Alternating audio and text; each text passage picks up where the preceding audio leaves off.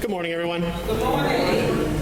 So, the gospel reading today, which is the second of the two gospel readings that are offered, is another story about Jesus healing someone. And if you've ever paid attention in church before, I won't ask for a show of hands. There are a lot of those kinds of healing stories in the Gospels. But I have to say that this one stands out as particularly a meaningful one for me. Now, I do realize that I am a minister and that I have to say all the Gospel stories are good stories, and I do certainly believe that. But some of them really stick to the soul in a special kind of way, especially depending on where you are in life. It may be that this one stuck with me because I was kind of sick for most of the last week, and this story is about a healing, so I guess it had a special kind of appeal. But I gotta say that the assurances offered in this gospel story are actually pretty deep, because this story assures us that whatever situation in which we may find ourselves, Jesus sees our struggle. And even more than that, Jesus knows the stories of our struggles. And thanks be to God, Jesus is there to offer us all a chance to be made well, to take those stories of struggle and turn them into anthems for the glory of God, if only we will give our lives over to Jesus and let the Lord do his work in us. So the gospel story begins just after Jesus does some healing in one place and then comes to a new place, a place that is famous for healing, a place called Beth Zaphtha. Now, this was a place where people would go and wait for a pool of water to be stirred up. And once that happened, they would go inside and hope to be healed of their afflictions. And these afflictions would range from any host of things. And now here we have Jesus coming to this pool as well.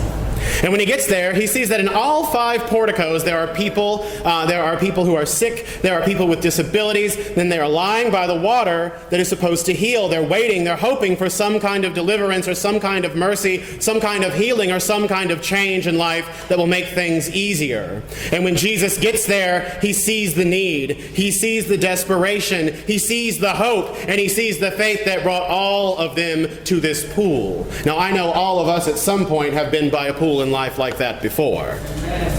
Remember now, this pool was in the temple precinct. That means it's the same neighborhood as the temple. There should have been lots of people there to help these folks out, but there's really no mention of able-bodied or well or folks that are doing okay helping the desperate and the destitute and those in need. There's no mention of able-bodied folks here there praying for the needy and asking the needy to pray for them. Jesus is the only rabbi around willing to teach people the ways and wonders of God in this scenario. And just as much as Jesus saw the desperation and the hope and the faith of the sick and the troubled there, believe you me, he saw just as clearly who wasn't there.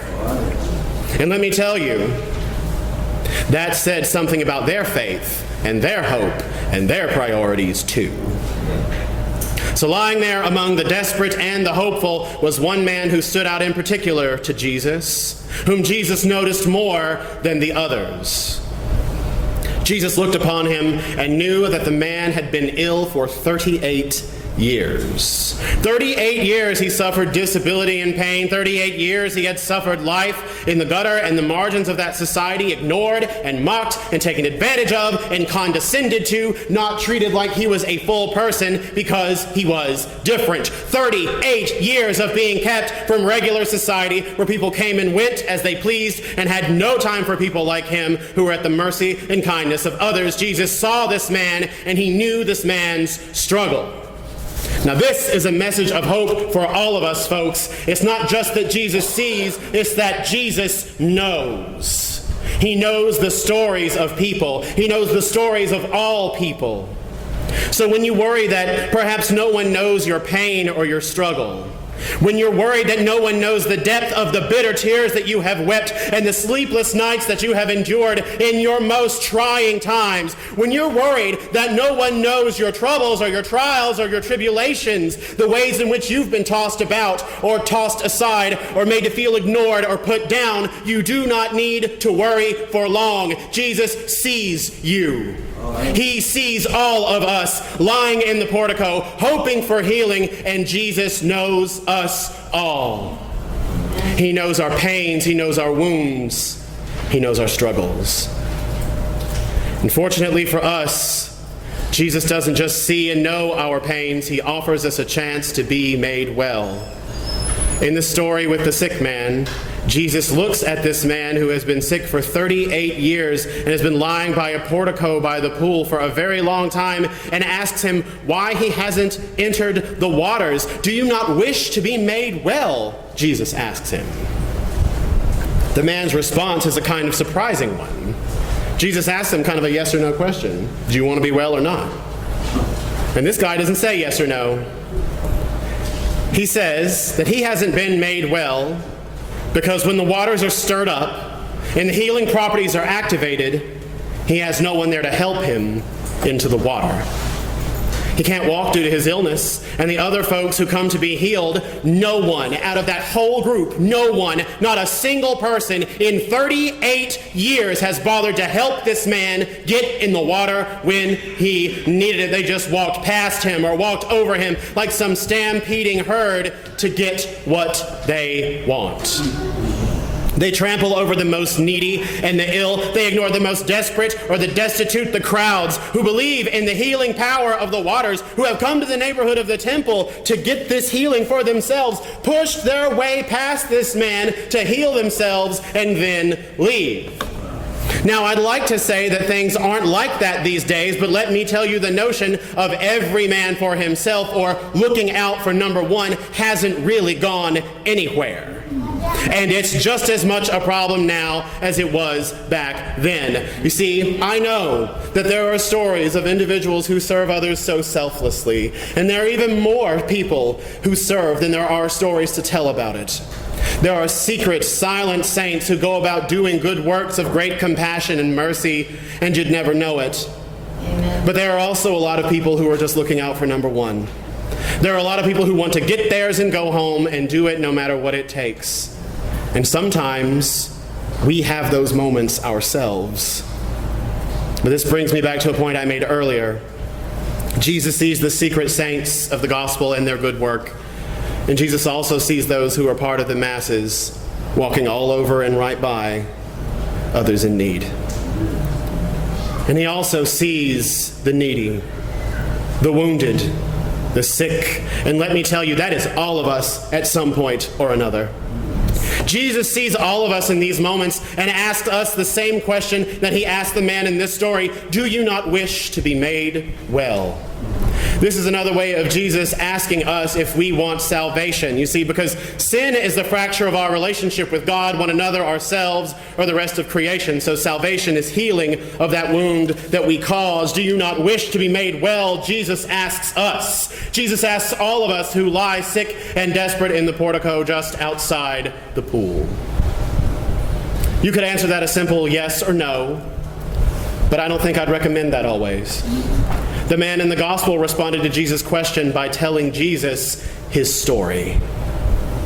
So don't be afraid to lay your troubles on Jesus. Amen? Amen. Don't be afraid to answer Jesus' call to salvation with the story of your life, of your troubles and trials, of your joys and your triumphs. Give him everything and tell him the whole story. Amen?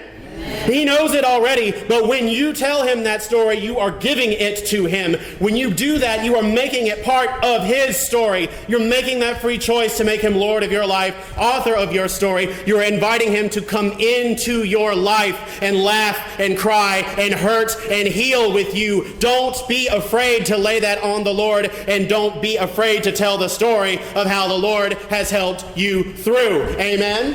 And don't be afraid to be a person unlike the people in that crowd and actually be like Jesus, helping those that need it.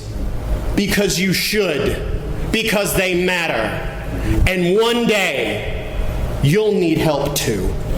And you'll wish that there was somebody there who acted more like Jesus and less like the crowds.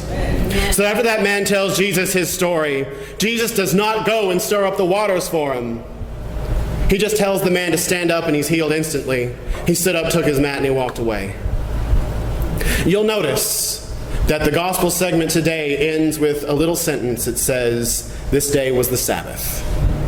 Now that's an important setup for what happens next that isn't included today. as now the healed man is walking and he runs into some people who get onto him for carrying a mat on the Sabbath, because back then that was working on the Sabbath and that violated the religious rules. And then after those people find out what happened, they get upset because somebody was healing on the Sabbath, and that violated their religious rules. They were so focused on trying to honor God that they were insulting the very work of God in their midst because it didn't fit into how they'd always done things or how they imagined God only worked.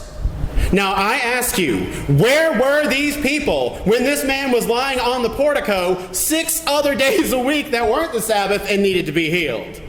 I don't know, but they were there to complain about something there at the end. All of us have this tendency at some point. You see, this story is partly about people who need something being ignored by others who theoretically want to be godly but end up being so misguided that they don't see the exciting ways in which God is working right in front of them, and they miss opportunities to be good spiritual people in their everyday lives. They're missing a connection with God that they want to serve because they've turned religion into a tradition, a custom, an idol.